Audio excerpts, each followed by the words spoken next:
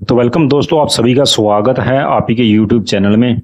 तो जो हमने एक लर्निंग कॉन्सेप्ट शुरू किया हुआ है basic price action candlestick pattern के ऊपर, तो उसके अंदर हमारी लर्निंग की ये 9th वीडियो है। 8th वीडियो हमने ऑलरेडी पहले ही क्लियर कर लिया। अगर किसी भाई ने नहीं देखी, मेरे रिटेलर भाई ने, तो वो जाके उन वीडियो को देख सकते हो। ठीक है, तो देखो चार्ट पैटर्न आप सीखोगे तो आपको रिजल्ट जरूर मिलेगा। मैं तो बार बार आप रिटेलर सभी को यही समझाता हूँ, अगर आप चार्ट पैटर्न कैंडलस्टिक पैटर्न को सीख लेते हो, ठीक है, उसके रूल रेगुलेशंस को फॉलो करते हो, तो आपको रिजल्ट मिलेगा।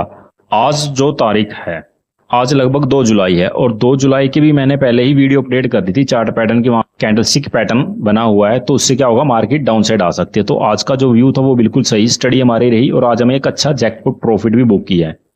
तो वो ठीक है बात। आज हम आगे टॉपिक पे जो बात कर रहे हैं उस पर हम फिलहाल आते हैं। तो ये बातें बाद की हैं। तो आपको सीखने के लिए देखो बहुत कुछ मिलेगा यहाँ पे। आप मेरे साथ जुड़े रहें, तो वीडियो को लाइक कमेंट जरूर किया करो। कुछ भी कहीं पे भी आपको समझ नहीं आता तो मुझे कमेंट किया करो, मैं आपको रिप्लाई करा करूंगा। ठीक है, ये इतना तो आपने करना है।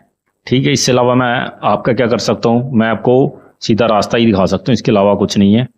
हिम्मत थोड़ी सी आप भी किया करो ना, थोड़ा आप भी मुझे बताया करो भी यहाँ पे कुछ डाउट है, यहाँ कुछ चार्ट पैटर्न कहीं डिजाइन हुआ है। ठीक है, तो आप टेलीग्राम में मुझे डायरेक्टली मैसेज कर दिया करो, मैं आपको वहां पे भी रिप्लाई किया करूंगा। तो चलिए हम आगे शुरू करते हैं आज के इस टॉपिक को। तो आज का जो हमारा टॉपिक है वो है बुलिश हरामी पैटर्न्स। ठीक है, बुलिश हरामी एक क्या है, जब भी प्राइस डाउन साइड आ रहा हो और प्राइस को अप ले जाना, यानी ट्रेंड को कन्वर्ट करने वाला बुलिश हरामी। बुलिश हरामी जो एक नाम है, ये एक जापानीज नाम है। ठीक है, जो जापानियों ने रखा हुआ है। ठीक है, बुलिश हरामी, हरामी जो वर्ड है वो जापानीज वर्ड है। तो चलो हमें इससे क्या लेना, हम तो अपने मैटर पे आते हैं। तो मैं आपको फिलहाल आपको दिखाता हूं ये किस तरीके का कैंडलस्टिक पैटर्न होता है। ओपन हो गया बुलिश हरामी पैटर्न। तो ये कब बनता है, रेड लाइन से आप समझ गए होगे, रेड कैंडल से, जब भी प्राइस क्या होगा, टॉप से नीचे आना शुरू होगा। जब भी प्राइस टॉप से नीचे आना शुरू होगा और बॉटम में जहां आपको कहीं भी सपोर्ट दिखे। ठीक है, देखो बीच बावर में पैटर्न लगभग सेम मिलते हैं, लेकिन वो काम नहीं करेंगे जब तक वो आपको कोई आपके पास सही सपोर्ट एरिया नहीं है। ठीक है, सपोर्ट एरिया को पहले मार्क किया करो, उसके बाद जाके देखो आपको कोई कैंडल मिलती है। तो इसमें रूल क्या होगा, बॉटम में सपोर्ट के पास आपके पास एक स्ट्रॉन्ग क्या होनी चाहिए, रेड कैंडल होनी चाहिए, एक स्ट्रॉन्ग रेड कैंडल होनी चाहिए। ठीक है, और उसके बाद अगर सपोर्ट में बायर्स एक्टिवेट हैं, देखो सेलर ने क्या किया, सेलर्स का काम है प्राइस को नीचे लेके आना। तो प्राइस नीचे जा रहा था, रेगुलर जा रहा था। अब यहाँ पे कौन आता है, यहाँ पे बायर्स का काम है। जब ये स्पोर्ट्स एरिया पे बन गई, स्पोर्ट एरिया में बन गई, तो यहाँ पे क्या चांस बनता है, अभी बायर एक्टिवेट होंगे। और इस पैटर्न के सबसे रूल निशानी क्या रहेगी, जब भी ये रेड कैंडल बनेगी उसके बाद जो सेकंड ग्रीन कैंडल बनेगी वो इसकी क्लोजिंग से लगभग 99% गैप अप ओपन होगी। ठीक है, जो इसकी ये क्लोजिंग है ना, इससे कुछ पॉइंट, अगर ये 100 रुपए पे क्लोज हुई है तो जो नेक्स्ट कैंडल है वो चाहे 101 रुपए पे ओपन हो, तो उसकी क्लोजिंग क्या होगी, इससे प्लस होनी चाहिए। इसकी क्लोजिंग यहां से जो क्लोज एरिया इससे गैप अप ओपन होती है, तो वो कैंडल ग्रीन होनी चाहिए। क्लियर, तो वो पैटर्न हमारा बुलिश हरामी पैटर्न कहलाता है। ठीक है, इस कैंडल के अंदर ये कैंडल पूरी समा जाती है। ठीक है, इसे बेबी कैंडल भी कहते हैं, बुलिश हरामी कैंडल को हम बेबी कैंडल भी कहते हैं। इस रेड कैंडल के अंदर जो छोटी ग्रीन कैंडल बनती है। अब इसका रूल क्या है, ये होगी हमारी 2 कैंडल डिजाइन होगी। अब एंट्री कब बनेगी, एंट्री बनेगी जब इसका ये वाला हाई ब्रेक होगा। जब नेक्स्ट ग्रीन कैंडल इसका हाई ब्रेक करती है तो आपकी यहां पे क्या रहने वाली है, आपकी यहां पे एंट्री होने वाली है इस पैटर्न के अंदर। और सेकंड यहां पे एसएल आपका ये आ जाएगा। ये बात आपको क्लियर होगी, एंट्री यहां पे, एसएल यहां पे। अब मैं आपको बात एक चीज पहले भी बताता हूं, जब भी यहां पे क्या हो, आपकी एंट्री हो जाती है और कई बार प्राइस थोड़ा नीचे आता है, तो नीचे आप आके थोड़ी सी एवरेज कर सकते हो, इससे ज्यादा नहीं, थोड़ी हल्की एवरेज कर सकते हो। यहां पे एक चीज आपने और ध्यान रखनी, देखो ये पैटर्न जब भी फॉर्म होगा ना, जो ये तीसरी कैंडल होगी ये वाली, ये लगभग एक कैंडल ही होगी, एक कैंडल यहां पे भी हो सकती है। ठीक है, मान लो ये फर्स्ट कैंडल है, ये सेकंड होगी और ये वाली थर्ड कैंडल। इससे ज्यादा कैंडल नहीं होनी चाहिए, लगभग तीसरी कैंडल यहां पे, ये सेकंड, ये थर्ड। ये थर्ड कैंडल इसके हाई को ब्रेक कर दे, इस चीज का ध्यान रखना है। ये ना हो यहाँ पे 5 और 6 कैंडल बने और वो करें, वो स्ट्रेंथ डाउन होगा, वो वीक होगा। लेकिन ये स्ट्रॉन्ग है, अगर आपकी थर्ड कैंडल इसको ब्रेकआउट करती है तो बेस्ट है, नहीं तो फोर्थ कैंडल ही ब्रेकआउट करते, इससे ज्यादा आपने कैंडल का वेट नहीं करना इसके रूल रेगुलेशन के अंदर। क्लियर होगी बात। चलिए मैं आपको कुछ यहाँ पे इसके एग्जाम्पल भी दिखा देता हूं। ये ट्रेंड है, प्राइस क्या हुआ, प्राइस नीचे आया, यहाँ पे एक सपोर्ट एरिया था,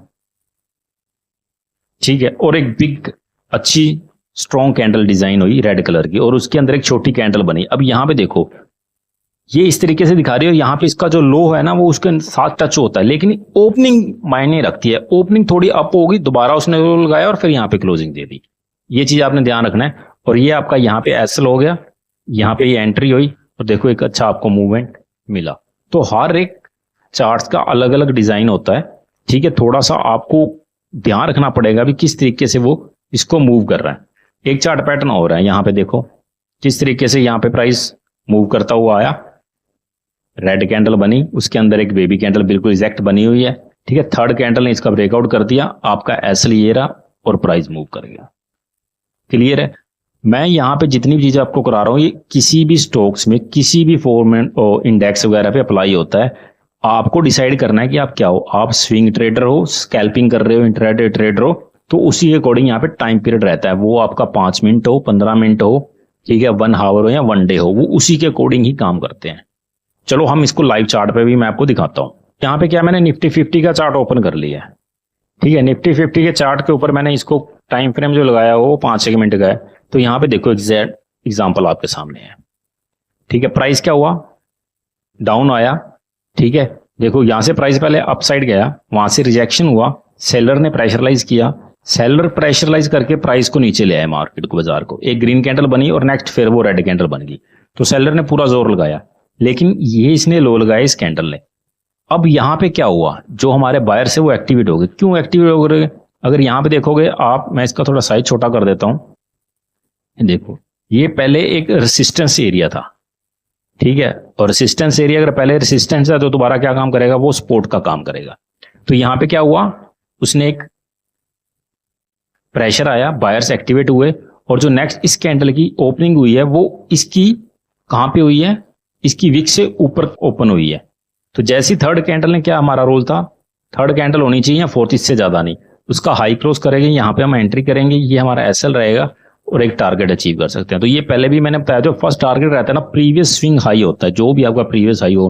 अगर आप क्वांटिटी में ट्रेड करते हैं, मान लो 2 लोट्स में, अगर आप निफ्टी के अंदर ही ट्रेड करते हो, तो फर्स्ट आपका टारगेट ये बनता है भी एक बार यहाँ पे आप प्रॉफिट बुक करें। वो डिपेंड करता है कि आपकी साइकोलॉजी क्या है, आप किस तरीके से काम करते हो। क्लियर है ना। अगर यहाँ तो आप ऑलरेडी सारा प्रॉफिट बुक करते हो तो बात खत्म, ठीक है। तो दोबारा होते हैं, जब भी इसके हाई को क्रॉस करते हो हम नई एंट्री इजेक्ट कर सकते हैं, एक्सिक्यूट कर सकते हैं। लेकिन अगर आप 2 लोड से ट्रेड कर रहे हो, एक लोड आप यहाँ बुक, दोबारा वेट कोस्ट टू कोस्ट की, वहां पे आपका एसएल होता है, हिट होता है, ठीक है, अदरवाइज आप और मूव कैप्चर कर सकते हो। तो वो एक साइकोलॉजी अलग है। लेकिन यहाँ पे जो हम बात कर रहे हैं वो बात हो रही है हमारी बुलिश हरामी कैंडलस्टिक पैटर्न के ऊपर।